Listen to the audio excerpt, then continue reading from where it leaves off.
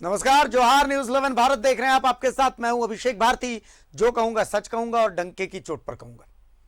देखिए, एम्प्लॉयमेंट आने वाला है और वाया इन्वेस्टमेंट आने वाला है। नई उद्योग नीति, इसका पावर पॉइंट प्रेजेंटेशन दिल्ली में पेश किया गया उद्योगपतियों के सामने, उद्योग घरानों के सामने, उद्योग घरानों के प्रतिनिधियों के सामने। उम्मीद यही है, जैसी कि आशा जगाई जा रही है, खबर यह छन करके आ रही है कि 10,000 करोड़ के आसपास का लगभग इन्वेस्टमेंट झारखंड आने वाला है।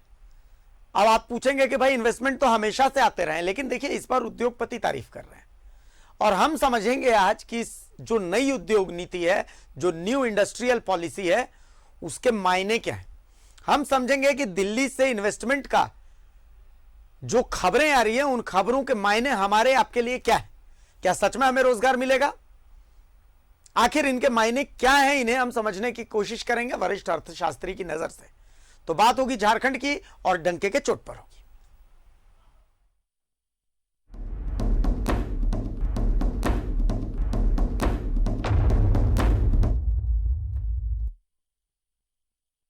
तो आप सोचिए कि एम्प्लॉयमेंट आएगा और वाया इन्वेस्टमेंट आएगा। आप देखिए कि न्यू इंडस्ट्रियल पॉलिसी लॉन्च हुई है दिल्ली में। उद्योगपतियों के सामने बताया गया कि देखिए हमारे पास 1,000 एकड़ का लैंड बैंक है। अब इस लैंड बैंक में आप आइए, हमारी नीतियां आपके लिए हैं। राज्य के मुख्यमंत्री ने कहा कि ठीक है, मिनरल, कोयला, लोहा, इन सब के लिए तो, बॉक्साइट, इनके लिए तो आप जानते हैं कि झारखंड में है, लेकिन वन उत्पाद, तसर, सिल्क, रेशम, फार्मा, एजुकेशन, इन सब के लिए भी आपके लिए बहुत कुछ है। आप आइए। ऑटोमोबाइल इंडस्ट्री, इलेक्ट्रिक व्हीकल्स, इन सब में आपको बहुत कुछ है हमारे पास न्यू इंडस्ट्रियल पॉलिसी में। आपके लिए हम सिंगल विंडो की व्यवस्था करेंगे। लाइसेंस के लिए आपको इधर उधर नहीं भागना पड़ेगा। तो please come and invest in Jharkhand, यह आवाज दिल्ली में बुलंद हुई है। सबसे पहले दिल्ली के इन्वेस्टर्स मीट की एक झलकी आपको दिखा देते हैं कि भाई क्या कुछ खास रहा है उसमें, उसके बाद आगे की बातचीत करते हैं। दिखाइए यह रिपोर्ट। इन्वेस्टर्स समिट में लगभग 10,000 करोड़ का MOU, 2 लाख रोजगार का होगा सृजन। सेल इन्वेस्ट करेगा 4,000 करोड़। टाटा स्टील करेगा 3,000 करोड़ इन्वेस्ट। डालमिया करेगा 758 करोड़ का निवेश। आधुनिक पावर करेगा 1,900 करोड़ का निवेश। प्रेम रबर वर्क्स इन्वेस्ट करेगा 50 करोड़। देश का सबसे बड़ा फ्लोटिंग सोलर प्लांट जल्द। इन्वेस्टर्स मीट आने वाले दिनों में झारखंड में 10,000 करोड़ के निवेश के साथ करीब 2 लाख रोजगार सृजन का मार्ग प्रशस्त करेगा। नई दिल्ली में मुख्यमंत्री हेमंत सोरेन के सामने इन्वेस्टर मीट में उद्योग विभाग के साथ औद्योगिक घरानों ने विभिन्न क्षेत्रों में हजारों करोड़ रुपए झारखंड में निवेश करने का MOU किया है। इस इन्वेस्टर्स मीट में मुख्यमंत्री हेमंत सोरेन ने झारखंड औद्योगिक एवं निवेश प्रोत्साहन नीति 2021 का लोकार्पण किया है। Tourism, education, renewable energy, food processing, automobile, pharma, textile पर भी सरकार का फोकस। मुख्यमंत्री हेमंत सोरेन ने इन्वेस्टर्स मीट में कहा है कि झारखंड में देश का सबसे बड़ा फ्लोटिंग सोलर प्लांट स्थापित होने जा रहा है, जो बहुत जल्द बड़े पैमाने पर बिजली का उत्पादन करेगा। हमारी सरकार राज्य में रोजगार सृजन करने के लिए उद्योग का मार्ग प्रशस्त करने जा रही है। 1,000 करोड़ का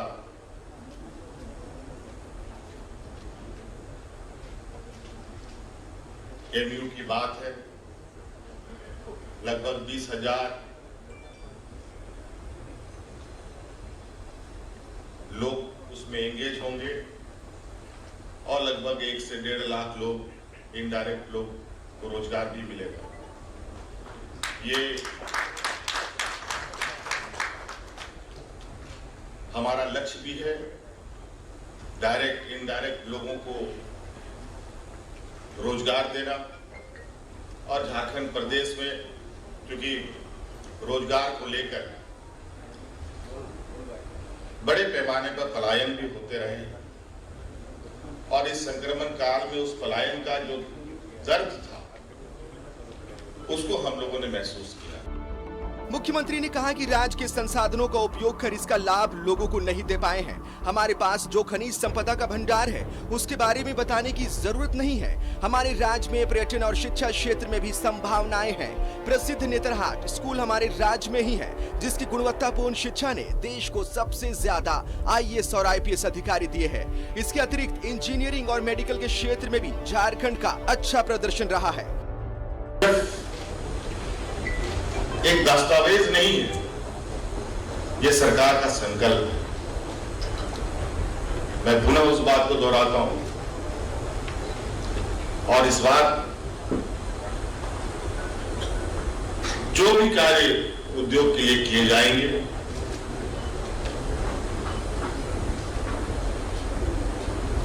टाइम बाउंड काम किया जाएगा।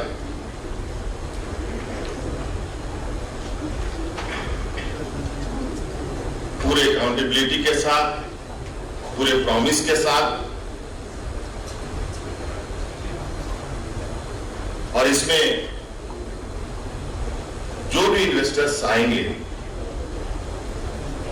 उनके साथ भी जो कमिटमेंट होगा वो हर हाल में पूरा किया जाएगा। राज्य के मुख्य सचिव सुखदेव सिंह ने आश्वस्त किया कि राज्य की कार्यपालिका तक निवेशकों की पहुंच आसानी से होगी। यहाँ प्रोएक्टिव अप्रोच से काम करने वाले अधिकारी हैं, जो समस्या का समाधान करने के उद्देश्य से काम करते हैं। नीति के क्रियान्वयन में किसी भी तरह की समस्या का सामना निवेशकों को नहीं करना पड़े। वहीं उद्योग सचिव पूजा सिंघल ने कहा कि झारखंड सरकार ने निवेशकों को आमंत्रित करने हेतु विभिन्न क्षेत्रों में सिंगल विंडो क्लियरेंस पॉलिसी तैयार कर ली है।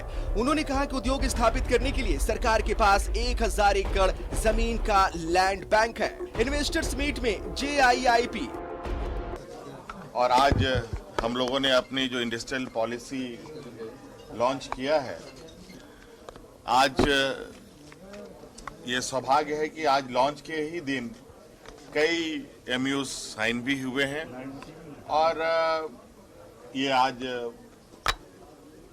एक दिन का ये डेवलपमेंट है, चंद घंटों का ये डेवलपमेंट है कि आज हम लोग अपने पॉलिसी को लॉन्च करते ही उद्योग लगाने के लिए लोगों ने अपने कदमें बढ़ाई हैं।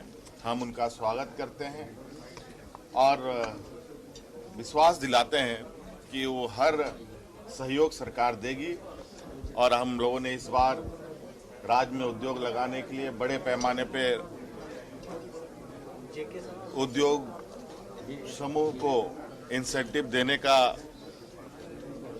घोषणा भी किया है और साथ साथ में राज्य में जो आज के दिन लगभग 10,000 करोड़ का जो इन्वेस्टमेंट का लक्ष्य है, उसमें 20,000 डायरेक्ट एम्प्लॉयमेंट और लगभग 1 से 1.5 लाख इनडायरेक्ट एम्प्लॉयमेंट जनरेट होने की या सृजन करने का लक्ष्य हम लोगों का ने अभी तय किया है। देखिए, आज जैसा कि माननीय मुख्यमंत्री जी ने भी बताया, अपने भी भाषण में भी कहा कि 10,000 करोड़ का आज एक इंटेंट टू इन्वेस्ट आया है, जिसमें सिर्फ वही वाले हम लोग अभी गिन रहे हैं जिनको हम लोग 2 महीने के अंदर लैंड दे देंगे और जिनका प्रोडक्शन 2 साल के अंदर में शुरू हो सकेगा। Ethanol policy, road connectivity, electric vehicle policy, Adityapur cluster के बारे में भी प्रेजेंटेशन के माध्यम से बताया गया। इन्वेस्टर्स मीट में हुए MOU झारखंड के लिए उम्मीद है, सुकून भरी उम्मीद। दिल्ली से न्यूज़ 11 भारत के लिए अमर सिंह की रिपोर्ट। Investors summit. तो जैसा कि आपने देखा कि भाई देखिए, उम्मीद है कि 10,000 करोड़ का इन्वेस्टमेंट आएगा। जो इन्वेस्टमेंट का है कि यूं है कि भाई टाटा इन्वेस्टमेंट करेगी, सेल इन्वेस्टमेंट कर रहा है, इन तमाम लोगों के साथ MOU हुआ है। लेकिन सवाल ये उठता है, भाई हमने तो बहुत सारे MOU देखे हैं, तो भाई होना ये चाहिए कि ये धरातल पर आना चाहिए। टाटा स्टील झारखंड में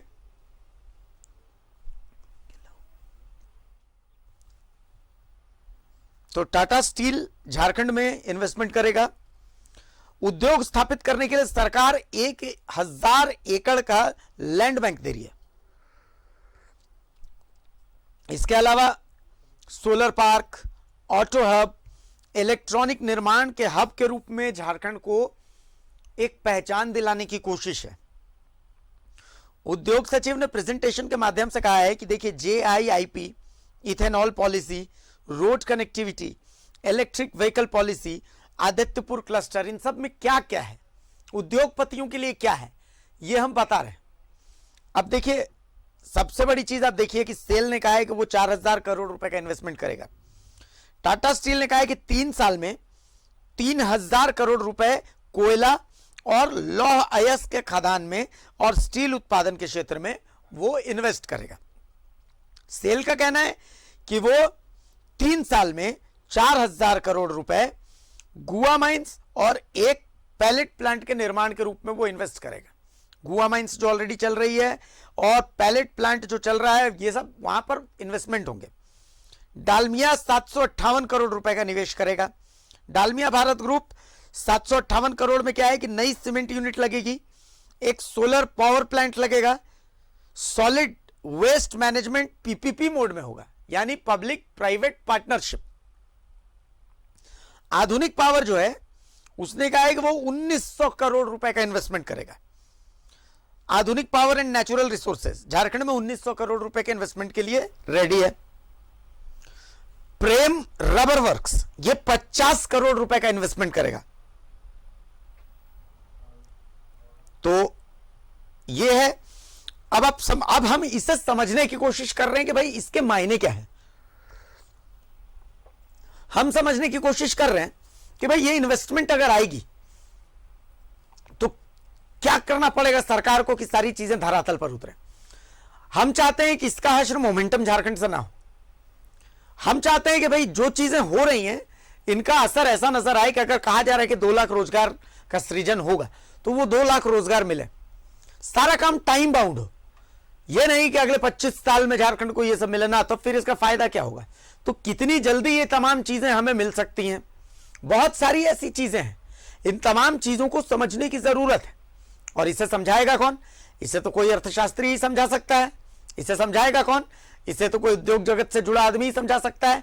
तो हमारी कोशिश है कि हम ऐसे किसी शख्स से जुड़ें जो इन तमाम चीजों को बेहद करीब से देखता है, जो समझ सकता है कि हाँ भाई इससे झारखंड को क्या मिलने वाला है। क्योंकि उद्योग स्थापित करना यह सरकार के लिए बहुत बड़ी चुनौती है। सिर्फ नीति बना देने से अगर हम कहें कि उद्योग स्थापित हो जाएंगे तो यह हमारी बेवकूफी होगी, ऐसा समझना। एक टोटल इंफ्रास्ट्रक्चर तैयार करना पड़ेगा पूरे झारखंड में। उद्योग अगर स्थापित होंगे तो ऐसा नहीं कि सिर्फ झारखंड, रांची में उद्योग स्थापित हो रहे हैं, सिर्फ बोकारो में उद्योग स्थापित हो रहे हैं।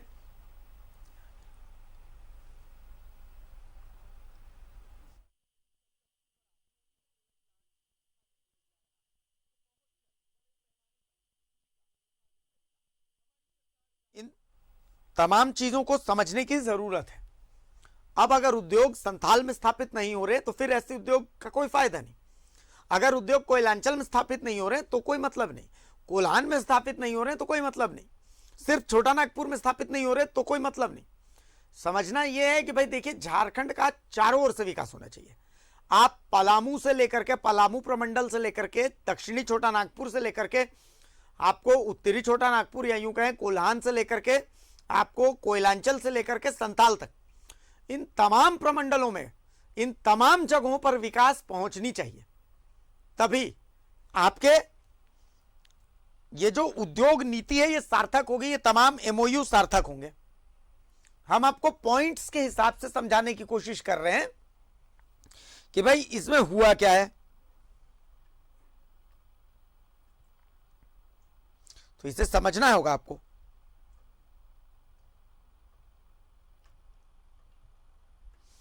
अब देखिए उद्योग सचिव ने यह भी कहा है कि सिंगल विंडो क्लियरेंस पॉलिसी तैयार है। तो जाहिर सी बात है यह सिंगल विंडो पॉलिसी सबसे ज्यादा कारगर रहेगी, लेकिन इसका ढंग से काम करना बहुत जरूरी है। जैसा कि हम आज से 2 दिन पहले उद्योगपतियों से बात कर रहे थे, उद्योग जगत, उद्योग समूह से जुड़े लोगों से बात कर रहे थे, तो उनका कहना था कि भाई देखिए एक लाइसेंस लेने के लिए हमें 200 चक्कर काटने पड़ते हैं। अगर ऐसा होगा तो कैसे होगा। उद्योग स्थापित करने के लिए आपको एक इंफ्रास्ट्रक्चर, एक इकोसिस्टम ऐसा डेवलप करना पड़ेगा कि भाई उद्योगपतियों को ज्यादा परेशान ना होना पड़े। बिजली, हमने देखा है कि भाई आप आदित्यपुर की बात कर लें, आप रामगढ़ की बात कर लें, छोटी छोटी इंडस्ट्रियां दम तोड़ गई सिर्फ इसी बिजली के कारण। तो भाई इसके लिए भी तो सरकार को देखना पड़ेगा कि किस तरीके से उनको राहत पहुंचाई जा सके, कैसे बिजली उनके रास्ते में बाधक ना बने। जीएसटी को लेकर के नई नीति तैयार करनी पड़ेगी। तो इन तमाम चीजों को समझना है।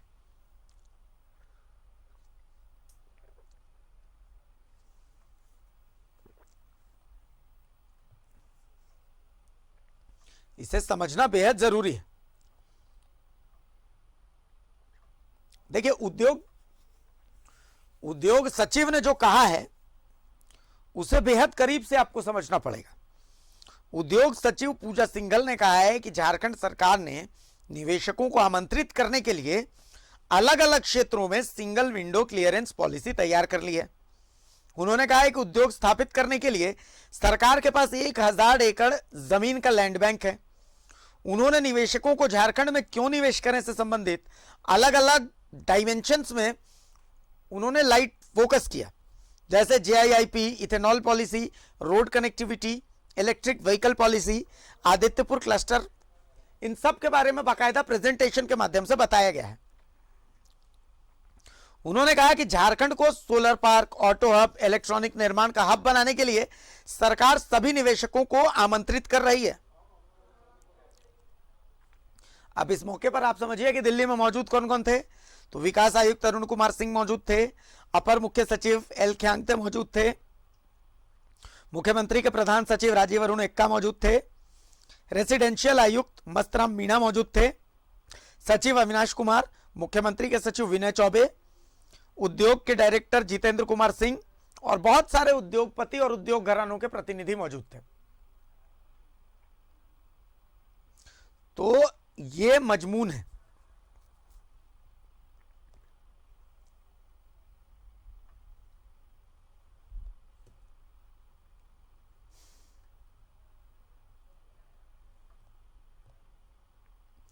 अब इस मजमून को समझ चुके हैं आप, तो हमारी कोशिश है कि हम थोड़े से वक्त के आधार पर इसे समझने की कोशिश करते हैं कि भाई ये जो चीजें हैं इसका हमें कितना फायदा मिलने वाला है।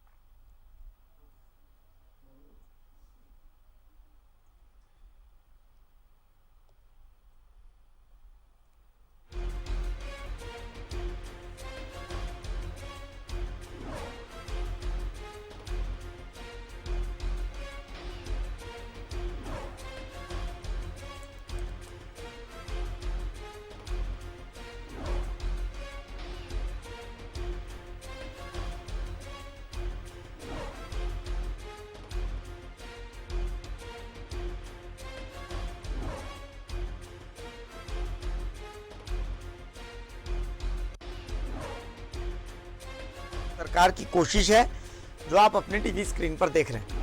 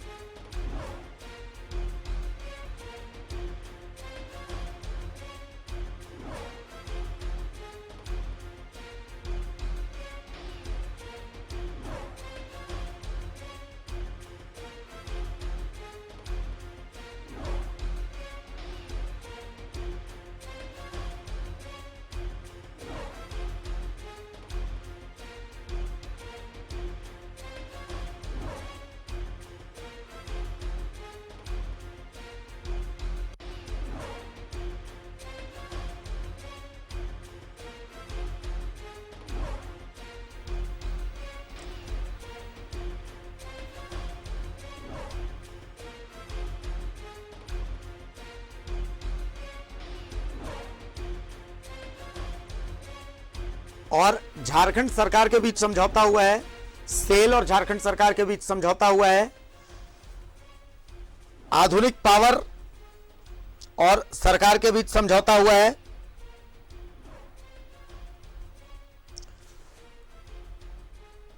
तो इन तमाम कंपनियों के बीच में यह समझौता हुआ है।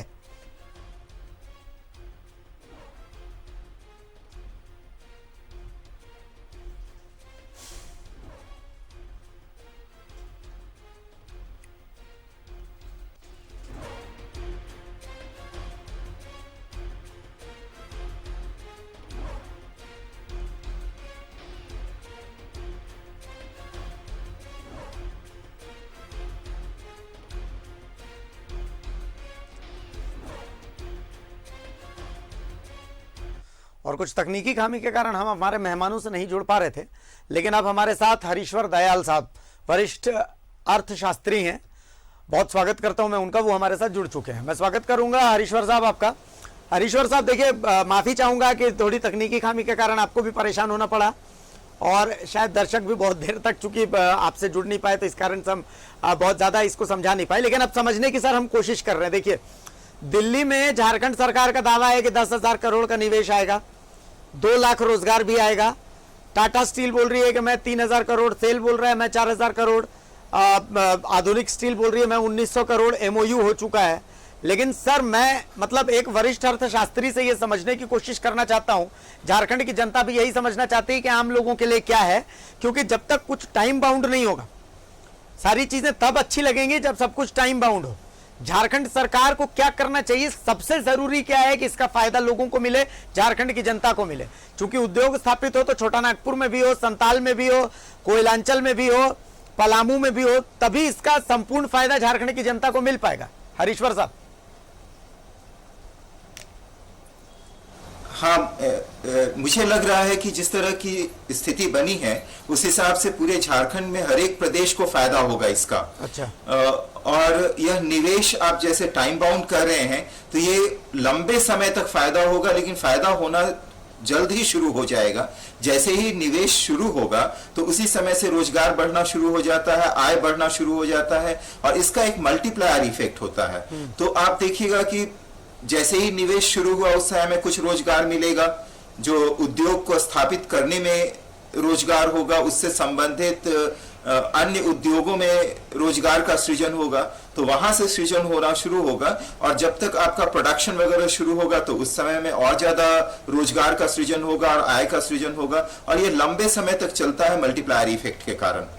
तो इसका फायदा राज्य को मिलेगा। अच्छा हरीश्वर, राज्य में निवेश के अच्छे अवसर। एक चीज जो समझना चाहेगी झारखंड की जनता, चूंकि आपने मोमेंटम झारखंड भी देखा था और आज इन्वेस्टर्स मीट भी आप देख रहे हैं, मोमेंटम झारखंड का जो फायदा मिलना चाहिए था, देखिए वो मिला नहीं। कारण चाहे जो भी रहा हो, लेकिन उस पर सोचने की जरूरत है कि वो गलतियां जो उधर हुई थी, कम से कम इधर वो गलतियां नहीं होनी चाहिए। हाँ, डेफिनेटली हमको लगता है कि सरकार भी उससे सीखी होगी, या सरकार भी उसका काफी अच्छी तरह से उसको अध्ययन की कि क्यों मोमेंटम झारखंड का फायदा नहीं हुआ। उस समय में क्या हुआ कि एमओयूज तो साइन हुए, लेकिन धरातल पर नहीं आ पाए बहुत सारे कार्यक्रम, या बहुत सारे निवेश धरातल पे उतने उतर नहीं पाए। मुझे लगता है कि उससे सीख लेते हुए अभी सरकार ज्यादा सजग रहेगी और एक क्यूमुलेटिव असर होगा पहले जो काम हुए हैं और अभी जो काम हुआ है उसको मिला करके। आपने देखा होगा कि हम लोग ईज ऑफ डूइंग बिजनेस में भी हमेशा से अच्छा करते रहे हैं, थोड़ा बहुत ऊपर नीचे होते रहा हमारा रैंकिंग, लेकिन हमेशा हम लोगों को अंक अच्छे ही मिले हैं। तो अच्छा करते रहे हैं, तो माहौल है, नीति है और जागरूकता है, सपोर्ट है गवर्नमेंट का, तो मुझे लगता है कि निवेश भी होगा और यह धरातल पे भी उतरेगा। हरीश्वर साहब, एक और चीज समझना चाहेंगे, स्टार्टअप्स की बात अगर मैं करता हूं, अगर मैं एंटरप्रीन्योरशिप की बात करता हूं, चूंकि झारखंड में इसकी बहुत संभावना है। अगर हम देखते हैं, हम गुमला में चले जाएं, हम सीसई में चले जाएं, अगर हम बिशुनपुर में चले जाएं, इधर हम चाईबासा की तरफ चले जाएं, चक्रधरपुर में चले जाएं, बिल्कुल सारंडा के जंगलों में चले जाएं, तो इन जगहों पर एक स्टार्टअप इकोसिस्टम वनोत्पाद के रूप में, जो हमारे जंगल के प्रोडक्ट्स हैं उनके रूप में एक बहुत जबरदस्त पोटेंशियल है। जिसको कि मुझे लगता है कि सरकार को नर्चर करने की जरूरत है। तो क्या लगता है कि ऐसे इन्वेस्टर्स अगर थोड़ा सा फंडिंग करें, एक इकोसिस्टम तैयार करें, तो इस इंडस्ट्री को, जो स्टार्टअप इंडस्ट्री, जो स्टार्टअप्स हैं, जो एंटरप्रेन्योरशिप्स हैं, इनको एक बहुत अच्छा मार्केट यहां पर एक तैयार किया जा सकता है। एक मतलब मैं कहता हूं कि इनके लिए एक इंक्यूबेशन सेंटर बहुत अच्छा ऐसी जगहों पे तैयार हो सकता है। हाँ, सही कर रहे हैं आप। ऐसे बहुत सारे प्रोडक्ट हैं और इसलिए आप देखे होंगे कि इस समिट में भी आया कि सिर्फ मिनरल बेस्ड इंडस्ट्रीज की संभावना नहीं है हमारे यहाँ, बल्कि और कई क्षेत्र हैं जहाँ पर संभावनाएं हैं, जिसमें आप सही कह रहे हैं कि जो वन उत्पाद हैं उसके प्रोसेसिंग में उससे संबंधित है। उसी तरह से अगर आप देखें तो हॉर्टिकल्चर हमारे यहाँ काफी अच्छा है और बहुत सारे ऐसे प्रोडक्ट्स हैं जो कि एक्सोटिक वेराइटीज के प्रोडक्ट हैं, उनका भी यहाँ पर उत्पादन हो सकता है, जिसका कि मार्केट सिर्फ देश के अंदर नहीं, देश के बाहर भी हो सकता है। तो ये सारे जो क्षेत्र हैं जहां पर कि निवेश शुरू होगा और वहां पे उत्पादन, रोजगार सभी की संभावनाएं खुलेगी। कुछ ऐसे क्षेत्र हैं जो कि यहाँ पर अभी तक शुरू नहीं हुआ है, वह भी लगता है कि यहाँ पर अब शुरू हो सकेगा, क्योंकि अगर माहौल अच्छा मिलता है तो इलेक्ट्रॉनिक इंडस्ट्री वगैरह आप देखिएगा कि आसपास में नहीं है, तो वह भी शुरू होगा। कुछ और भी क्षेत्र हैं जहाँ पर कि काफ़ी अच्छी संभावनाएं हैं। तसर यहाँ पर काफ़ी अच्छा उत्पादन होता है, तो तसर है, लाह है, इन सभी के प्रोसेसिंग के भी यहाँ पर उद्योग स्थापित हो सकते हैं। अच्छा, एक चीज़ और है हरीश्वर जी, जैसा कि जब इन सब चीज़ों की बात हो रही है तो मैं अक्सर देखता हूं, मैं दूसरे राज्यों में देखता हूं, फिर मैं झारखंड में देखता हूं, स्टार्टअप्स को नर्चर करने के लिए हमारे पास भी विभाग है कि भाई जो नए उद्योगपति तैयार हो रहे, सरकार को एक ऐसा सिस्टम तैयार करना पड़ेगा कि भाई रिमोट एरियाज से जो लोग अपना बिजनेस शुरू करना चाहते हैं, चाहे वो पिछड़े तबके से खास करके वो लोग हैं, तो उन लोगों को नर्चर कैसे किया जाए, उन लोगों को मतलब एम्प्लॉयमेंट मांगने वालों से ज्यादा हमें एम्प्लॉयमेंट देने वाले तैयार करने पड़ेंगे। तो इसके लिए भी तो सरकार को कहीं ना कहीं सोचने की जरूरत है, एक ऐसा सिस्टम तो तैयार करना पड़ेगा। विभाग तो है लेकिन देखिए वो सोया हुआ है, इस तरफ हम थोड़ा सा कमजोर नजर आते हैं। नहीं, मुझे लगता है कि इस तरफ सजगता काफी बड़ी है सरकार के स्तर पे भी और जागरूक है सरकार की जो स्टार्टअप्स हैं या फिर जो छोटे मोटे उद्योग भी हैं, एमएसएमई सेक्टर भी है, उसके लिए भी लगता है कि जागरूकता है और उस तरह के उद्योगों को भी स्थापित किया जाएगा। बहुत जगह आप देखेंगे कि प्रोडक्शन एसएचजीज के थ्रू भी हो रहा है, तो एसएचजीज को भी प्रमोट किया जा रहा है। तो बाकी जैसे है जेएसएलपीएस वगैरह भी काफ़ी एक्टिव है और ब्रांडिंग भी आप देखिए कि नए नए ब्रांड्स जो इस क्षेत्र से संबंधित है वह भी प्रमोट हुए हैं। तो मुझे लगता है कि दूसरे क्षेत्र हैं जहाँ पर कि काफ़ी सारा निवेश होगा, नए उद्योगपति भी आएंगे, स्टार्टअप्स भी होगा, एंटरप्रेन्योरशिप भी यहाँ पर बढ़ेगा, तो इसका फ़ायदा लगता है होगा। चलिए, बहुत शुक्रिया हरीश्वर जी कि आपने अपना वक्त हमें दिया। माफी इसलिए चाहते हैं कि आपको हम बहुत चाहते थे कि हम शुरू से आपके साथ जुड़े, आपकी जो बातें हैं वो जनता तक पहुंचाए। देखिए, आप ऐसी शख्सियत हैं जिनके साथ हम यहाँ बैठ करके पूरे दिन बातचीत कर सकते हैं झारखंड की अर्थव्यवस्था और झारखंड की इकोनॉमी को छोड़िए, पूरे देश की इकोनॉमी पर। लेकिन थोड़ा दुर्भाग्य कुछ ऐसा रहा, थोड़ा सिस्टम की तकनीकी खामी ऐसी रही कि हम आज बहुत ज़्यादा बातचीत नहीं कर पाए, लेकिन आपने अपना वक्त दिया हमें, इसके लिए बेहद बेहद शुक्रिया आपका। हम उम्मीद करते हैं कि झारखंड की जो समस्या है रोजगार, उस रोजगार की समस्या का बहुत हद तक समाधान इस इन्वेस्टर मीट से निकलेगा। 2 लाख रोजगार अगर निकलते हैं तो उस 2 लाख रोजगार से और 2 लाख रोजगार निकलेंगे। स्टार्टअप अगर बिल्डअप होंगे तो स्टार्टअप से हमारे यहां एक ऐसा सेक्टर तैयार होगा जो कि रोजगार देगा, ना कि रोजगार मांगेगा। बहुत सारी चीजें होती हैं जो एक दूसरे से जुड़ी हुई होती है, एक चेन सिस्टम चलता है। तो भाई यहां एक अच्छी कोशिश है, ये कोशिश जब धरातल पर उतरे तो एज अ झारखंड के रेसिडेंट, झारखंड की जनता, हमें बस ये ध्यान रखना है कि हमारा शोषण न हो और हम इसमें अगर पॉजिटिव है तो पॉजिटिव में हमारा सहयोग पूरा हो, और अगर नेगेटिव है तो फिर तो कोई बात ही नहीं है। लेकिन फिलहाल तो पूत के पांव अगर पालने में सही होते हैं तो वो दिख रहे हैं कि हाँ, ये कदम अच्छा है, ये आगे जाकर के काफी फायदा हमें देने वाला है अगर ये टाइम बाउंड रहा तो। हरीश्वर दयाल साहब ने कहा कि भाई ये देखिए टाइम बाउंड होगा, नीतियां ऐसी लग रही हैं, अब हम मानते हैं, बाकी तो सब भविष्य के गर्त में है, देखेंगे भविष्य क्या दिखाता है। हमें बहुत कुछ देखा हमने, आगे भी देखेंगे।